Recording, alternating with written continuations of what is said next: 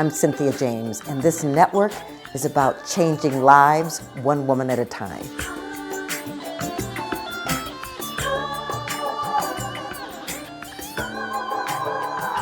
Hello, and welcome to Women Awakening.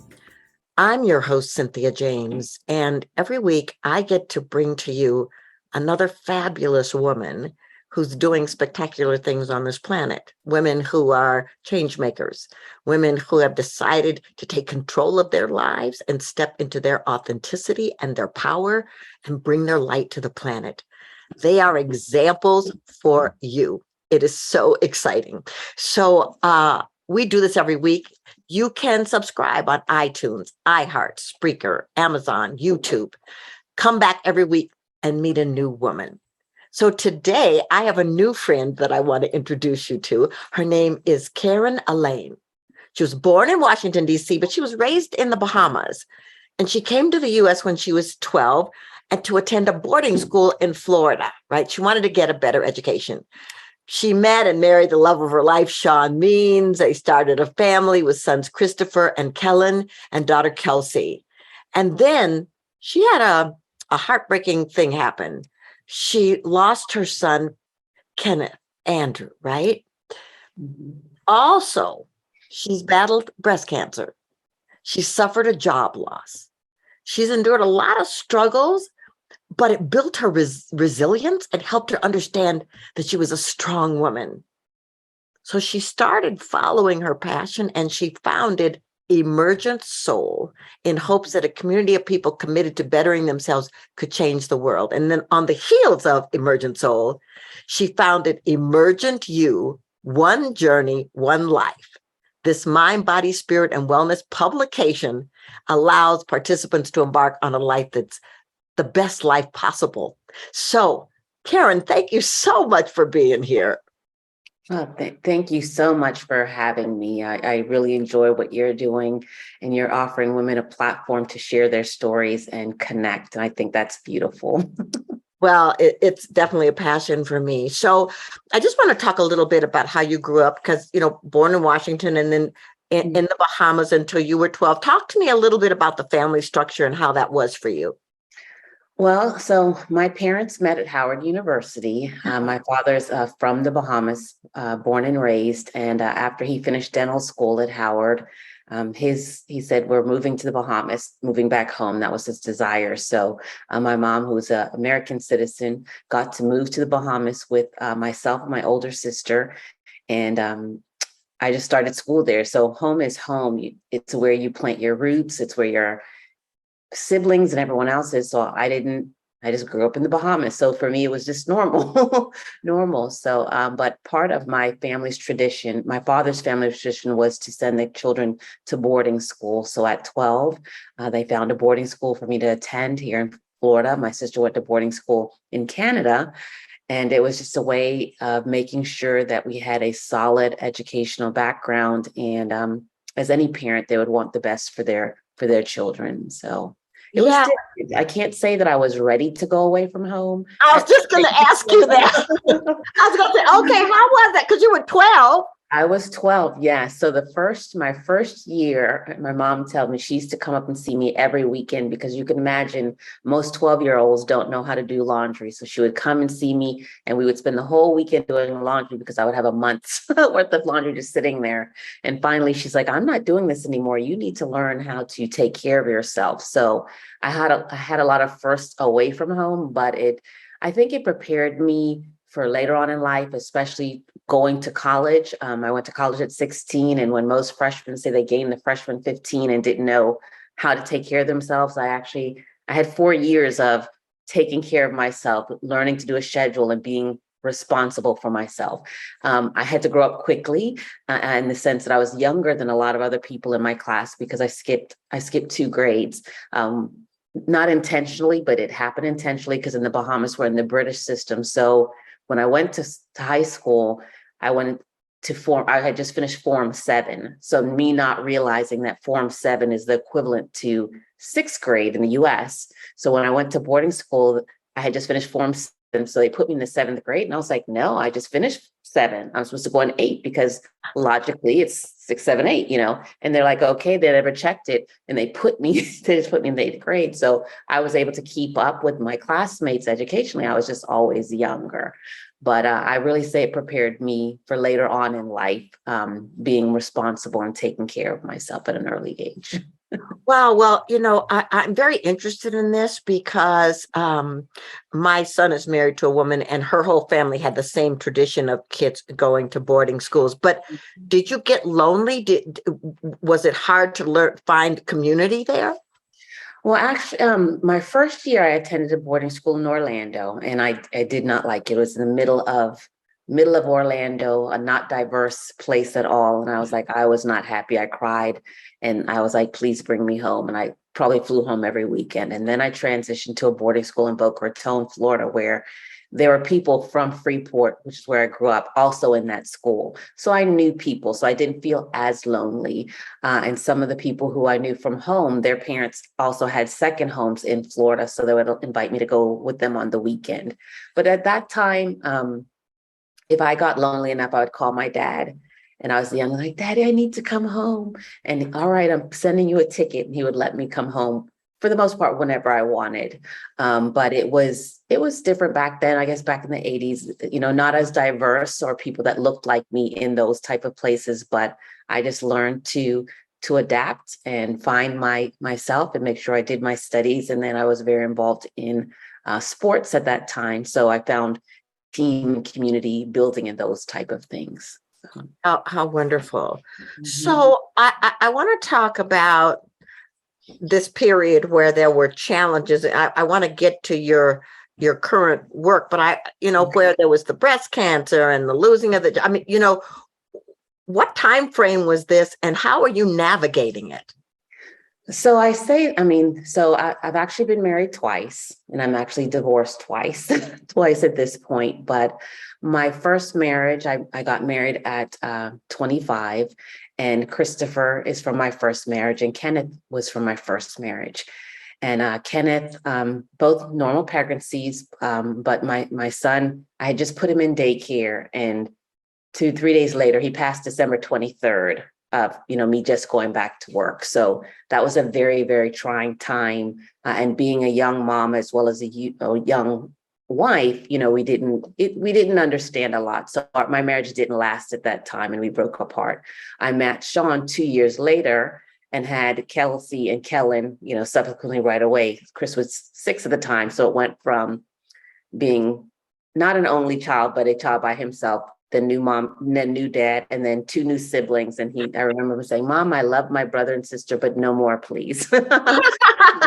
He was used to just getting all of my attention, so everything quickly. But my loss of my son happened in my first marriage when I was 26. Okay, I got breast cancer when I was 39. Actually, on my 39th birthday, I was developed breast cancer. When I finished college, I went on and got my master's degree, and I worked in medical sales. I tell people I was a legalized drug dealer. But I had an aunt on my father's side who had breast cancer, and I had 2 aunts on my mother's side who had breast cancer. So being in the pharmaceutical sales industry, I had great insurance. And I told my doctor, I'm like, hey, I have insurance. Let me get a mammogram. Not, so this is, I think I was mid-30s. And he's like, you're not at high risk. Okay. He says I wasn't at high risk, but anyway, I was like, I have insurance. So I just kept pushing. So not knowing why I was pushing, that's actually gave me my baseline at 35, which actually saved my life. So I had a mammogram at 35. And because at the time that physician was like, you're not at high risk because it's not your mother, not your sister. I had a mammogram, but not yearly. So after having 4 children and growing up, the girls don't look the same anymore. And so I wanted to do something for myself. So I was like, all right, I'm going to have a reduction in a lift. So I found a physician in my community, and I had a reduction in a lift. So going through different stages, and I know I'm jumping here and there, but going through different stages in life, I had put on a lot of weight because I wasn't happy or satisfied in my second marriage, but I put on a lot of weight. But anyway, when he did my reconstruction surgery, he made me a lot bigger than I was. I was never a heavy chested woman as a growing up. And I was like, so I say that. So after I had my reduction in lift, probably something clicked in my head. It's like, Karen, you know what? It's been a year and a half or so. You haven't had a mammogram. Go get a mammogram. So I went and had a mammogram, and I was telling him at the same time, I'm not really happy with my breasts. So he's like, come back in. We'll do a little bit of lipo. So on that appointment, in office appointment, I had gone to him, and I had just gone and had my mammogram. And it's very important for you to go to the same place. So the radiologist is used to reading your films. And I said to him, I was like, Dr. So-and-so, the radiologist, they're doing a comparison because they think they see something. And he was like, don't worry about it. Normally when you have implants or anything like that, they don't know how to read it. So I was like, okay, I have a lot of degrees after my name, but MD wasn't one of them. So you listen to your doctor. So I said, all right. So then shortly thereafter, my other doctor called me, who was referring me to the mammogram. She's like, Karen, they see something. They just want to do a biopsy, but don't worry about it. You're not high risk. So I said, okay. So I go and have the biopsy, and I scheduled the appointment with the physician. And I said, you know what? My follow-up appointment is on my birthday. If it's anything serious, do me a favor. Just call me a day before, change the appointment. Don't allow me to come in on my birthday if you don't have good news. So we made a deal. We shook on it, actually. Perfect. So my follow-up appointment comes, I go to work. Everyone's like, do I need to go with you? I'm like, no. My husband at the time was working in Tampa because he was also in pharmaceutical as a manager. Everyone is away. I was fine going in. So I'm sitting there, and I remember, and his back is to me, and he's looking at my chart. Oh, okay. Oh, yeah. Happy birthday. And I'm smiling because I'm like, it's nothing, because we made a deal. And for me, growing up, your word, every integrity is very important. And your word is very important. And then he turned around and he says, you have cancer. And I don't remember anything else. I don't remember what he said. The first thought was, I should punch you in your face, and I'm not a violent person. But I was in shock, literally. And I was like, you broke your promise to me. We had a deal. So I remember leaving his office, going and sitting in my car. And I didn't know what to do because I didn't hear anything else. I called my husband at the time. He's 4 hours away. My kids at the time were, I think, 4, 5, and 10. And we always had little home parties. So I know they're at our house waiting for me to come home to celebrate my birthday. Oh my goodness. My mom's in California, and I'm like, I have cancer. That's all I remember. So I had to drive myself home. The pictures on my birthday that day, they're sitting, I'm looking there, all the pictures that I have it's void in my face, because now I'm like, I have cancer. It's my birthday. What's the next thing to do? So I had to move forward. So I remember we didn't tell my children that I had cancer until I had to go have a PET scan. And because they're so young, when you have a PET scan, that's full of radiation through your body. So no animals or small kids can come within like 6 feet of you for 24 hours. So that's when we told them then. And they're like, Mommy, we don't want you to. And then I only had breast cancer on my left side. And my journey started after this. So that's why I'm sharing the story, because I didn't find my voice until I was 40. But breast cancer on my left side, which I later learned, at least through Louise Hayes, and I believe this, as far as you can heal yourself, left cancer on your breast side is linked to unresolved grief. Yes, exactly. And that's right, which is I never got over losing my son, Kenneth. Right. So I say that. So I opted to have a double mastectomy. With reconstruction. Come to find out, when I had the reduction in lift in February of that year, the physician they always send away tissue samples. So my tissue sample had come back suspicious at that time, and he never said anything. So had I not gone into the mammogram, which my baseline, which is resolved, saved me, the guidelines at that time is like, you don't start having mammograms till you're 40. So we don't know what would have happened. So at 40 is when I started to find my voice and really establishing my spiritual journey. So a lot of things had happened when I was younger. I was sexually molested when I was 8 years old, and I didn't tell anyone until I was 49. yes. It was someone that my family knew. I was a people pleaser. My second husband was 12 years older than me. And so we weren't, I don't begrudge him. He gave me two beautiful children who we, still stay in touch with now, but whatever he said went. Didn't matter if I agreed or not, I did it. It was one day I was talking to my sister-in-law in time, and she's like, Karen, you could say no. And it was like a light bulb popped on. I can say no.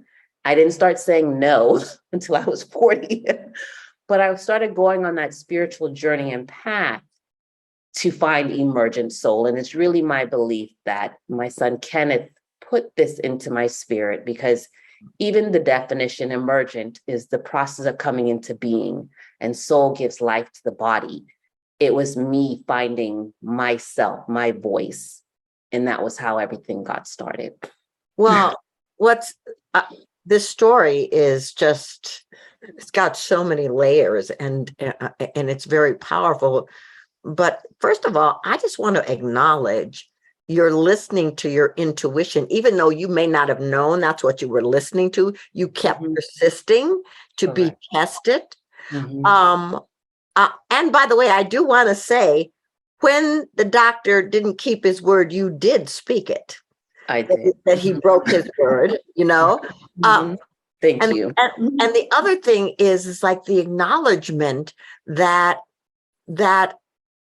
souls transition from the physical, but they're still operating in other realms. And so the fact that you think Kenneth sent this to you, it is such a gift, and that you finally found your voice. That's my whole new book is about that. But you found your voice to speak about what had happened to you as a child, and to start to understand that no is a complete sentence, and you can bring it. So I want to know how you got into publishing, and how you started bringing emergent soul to the world. Okay, so thank you. So in 2009, Sean got displaced from his career as a district manager in pharmaceutical sales. And as I said, I think he was 50 at the time, which is not old, but there is ageism in corporate America, and he could not find another position. So he became a franchise broker, and he found this new publication called Her Life Magazine. And basically, Her Life Magazine was I'll call it, it was presented as an all-in-one. You don't have to know anything about publishing. You sell. And as salespeople, we sell, we excel at selling. So it was a woman's publication out of Kansas City. And he's like, Karen, I think this is a business that we can do, a part A for me and a plan B for you. I never in my life saw myself as a publisher or media or anything like that. I just never did. But I talked to the prior owner at the time, and I said, okay, well, tell me about the publication. Tell me what about it. And if this is something that could work in the South Florida market, and who you look, what are the qualifications of franchise owners? And so it clicked, and I was like, okay. And I had never even thought of myself as an entrepreneur at that time, really an entrepreneur. I mean, I've sold real estate, but never, I've always worked in corporate America. But anyway, so we looked at it as a business model. I thought that it was something that could work in the South Florida market. And I'm smiling because Sean and I were talking about the structuring of our company and everything. And I remember I started speaking up at that time. So he was like, well, if you want to be the boss, you pay for it yourself. Okay, so I did.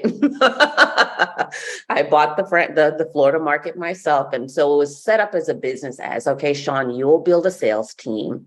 I'll be the head of the company as it's a woman's publication. And let's see what happens.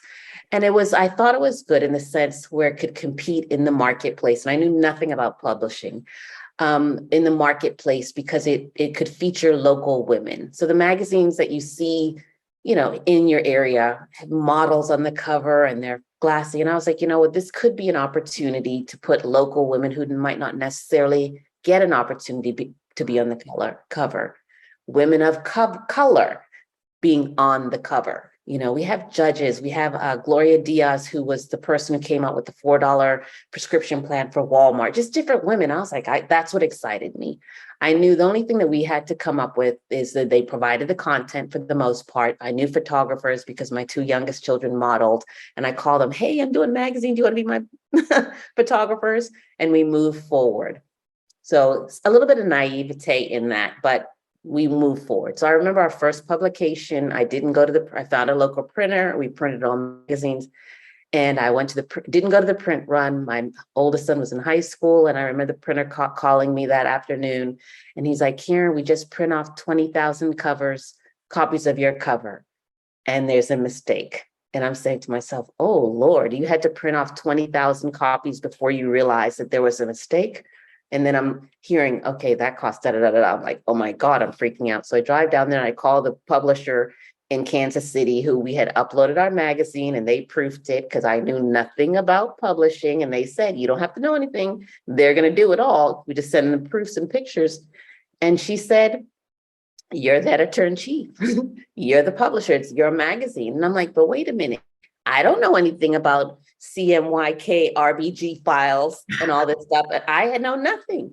Yeah, but you're the editor-in-chief. So I was like, okay. So it was a light bulb that if you're going to have this product, you have to learn. So then I had to learn about publishing and proofreading and going through. So I learned, I was thrown into Max. But for 3 years, Sean did sales, and I went out a little bit because, for the magazine. And then when I eventually got laid off in 2012, couldn't find another job. And it wasn't a matter of performance. It's economic financials. And Sean had said to me, Karen, it's not a matter of if you're going to get laid off. It's a matter of when, because unfortunately you earn too much money. I was the only person, especially salesperson in Palm Beach County with my company, only African a district trainer, everything. And because I excelled in selling, when they said I didn't have a position for me, I literally thought I was going to have a heart attack. I was like, what? But I went to work for myself at that point. Now, so that's how I got into publishing. Now, how Emergent Soul came about is that when I turned 40, it was like the skies opened, my mind, everything, intuition. I learned about intuition. I learned about, chakras and pendulums and the universe. And it fascinated me. So I started going to different workshops. And I remember going to a women's empowerment workshop, and I was sitting, they were talking about different businesses. And I was like, oh, I have something inside of me. I don't know what it is. And it's going to be called Emergent Soul. I'm like, emergent? Is that even a word? That doesn't even sound like a real word, but didn't know what it was. I went to another workshop in Boston, and the exercise, it was a forgiveness exercise. I don't know if you're familiar with that, but you tell a story of 2 minutes of the person who you feel hurt you the most, and they have to be alive. And I was like, oh, it's my first husband, right? And so you tell the story of how they hurt you the most. And of course, for me, it was the unresolved issue of our son passing away, and then 30 days, him walking out, right? So, right. And then after you tell that story, you have a partner, you tell that for 2 minutes. And then the next 2 minutes, you tell the same story, but from their perspective. And I sat there and I was like, I didn't do anything. I don't know what you're talking about. And the professor was like, no, the coach leader, she's like, no, Karen, tell the story from their perspective on how they, what happened. So I was like, okay. So the first 2 minutes, I was like, he left me at the time I needed him most. I didn't want to love. We had our 2-year-old son. I can't believe he left me. It caught me by surprise. He was seeing with someone else. I had no clue, da, da, da, da. She's like, all right, now tell the story from his perspective on why he left. So I was like, all right, I don't know. So I said, okay, well, he told me that if I shopped, he was going to leave me. She's like, he told you that? I said, no, of course not. I'm making it up because I have no idea what I did to contribute to this situation, not realizing that's keeping me in victim mode, but we learn. So she said, okay, that's your story. Then the next 2 minutes, you tell the story from how you've done the same thing to somebody else. When I tell you, Cynthia, they probably thought someone's killing me because this gut-wrenching crying just came out of me because the story that I had been telling myself is that when I needed them the most, they weren't there for me. So I really had abandonment issues. But what came up out of me and where I just broke open was the realization is that where I did the same thing to somebody else, I've been doing it to myself Yes. 40 years. Yeah.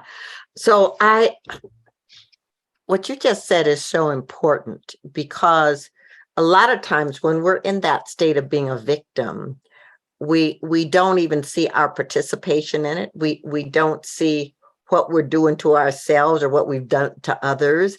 Mhm. And so what a beautiful process that woman took you through, you know, at a time when there was a lot going on. You were learning to be an entrepreneur, and I'm assuming that the marriage wasn't as glowing and fabulous as you would have wanted. No. And so and so did you start Emergent Soul while you were still doing the publishing of the magazine, or was it on its own? Yes. So yes, it came through. So as media, I would get invited to a lot of events and I would go.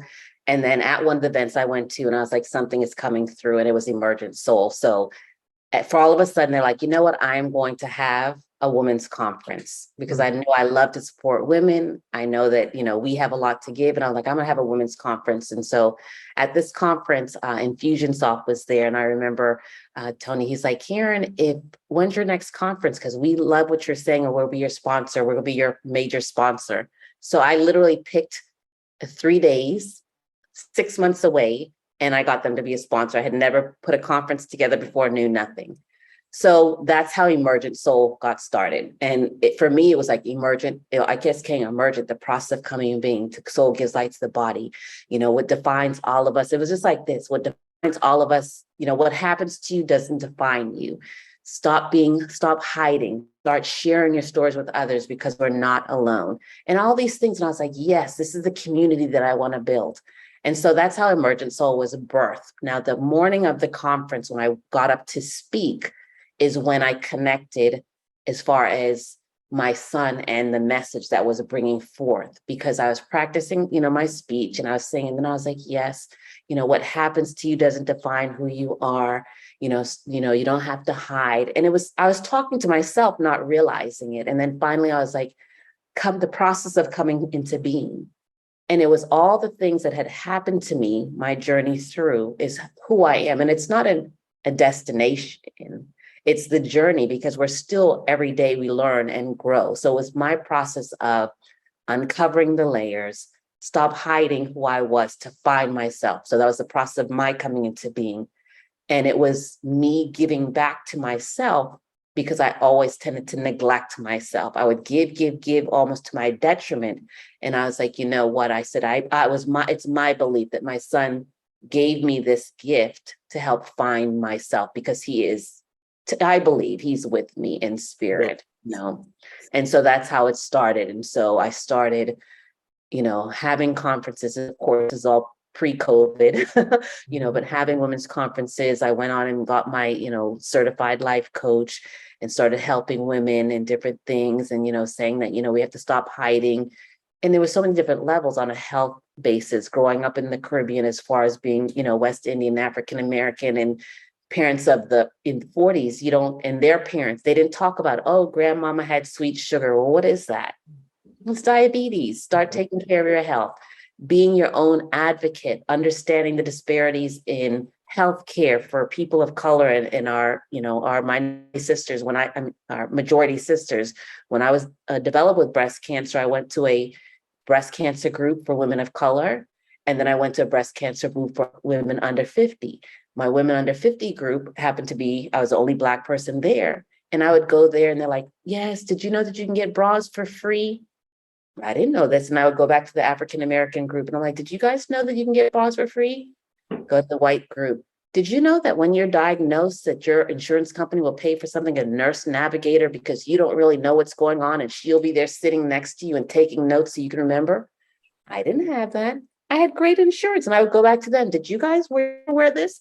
And I was like, what is going on? Why is this happening? And so I'd start speaking up about it and saying, hey, be your own advocate, demand equality in healthcare, because we're paying the same premiums for the most part.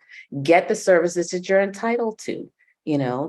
understanding that getting laid off my job, that crushed me, but understanding that, hey, it doesn't define who you are. Look at you. You're an entrepreneur. You went out and sold millions of dollars for these companies in pharmaceutical sales. Now you're doing it for something else. But just learning and putting it full circle that, I do excel in sales. That for me, selling is not transactional. It can be transformational, but it's about being of service and building strong relationships.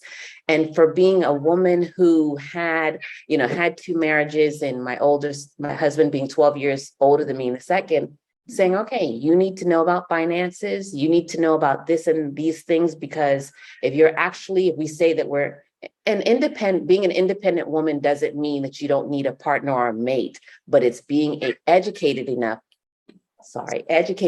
where you can help make sound decisions and be involved and utilizing your voice. So I'm like, okay, these are important things. And so being in relationships where I had given away my power and then trying to regain my power to be, to build myself up and not even, you edify your mate, and that has nothing to do with taking away their power. But I said, these are important characteristics to help other women to see that also. And so that's how Emergent Soul came together, and why I think it's important. And the most important thing, I think, is sharing of your stories of what happened to you for others to know, hey, I'm not alone. And breaking down is sometimes where you find your breakthrough. Exactly. Exactly. I can do it. And that's what it's about. Well, how do people find you? How do people find your work? Well, thank you. So my website is emergentsoul.com. On social media, Facebook and Instagram, it's The Emergent Soul, and Twitter. And on YouTube, it's Emergent Soul Conversations, where I also have a podcast for people, where people come on my show. And Cynthia, I'd love to have you on my show also, but share their stories about women doing great things and inspiring others to do the same. Well, I'd be honored. And it's so exciting to hear your story and what you moved through and how you learned to stand in your own power and find your own voice. So I ask my guest the same last question. Okay. The show is called Women Awakening. What do you think is the most important thing about women awakening on the planet in this moment?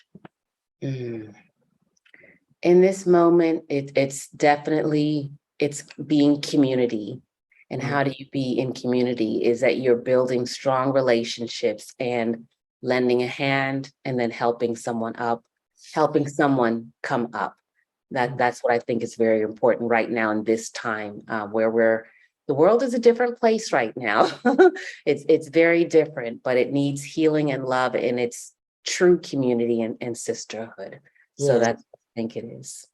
It's beautiful. Well, thank you for being here. Thank you for bringing your gifts. Thank you for stepping out in moments where you weren't unsure, but part of you knew that the net would appear. So thank you so much. Well, thank you so much for having me. This has been wonderful. So ladies, I'm going to say to you the same thing I say every week in different forms. It is really important that you remember that you matter. It's really important that you remember that you're essential on this, in your family, in your business, in your life, that you are a masterpiece that is unfolding, and that you get to contribute to the transformation of this planet by bringing your voice, by standing in your power, by shining your light, by risking, by daring to take a leap of faith. So I'm grateful to know you. I'm grateful to serve you. You can go to cynthiajames.net if you want other resources of support. But please know that I hold you in high regard. And I do this podcast because I want women to remember who we are. Much love, and I'll see you soon.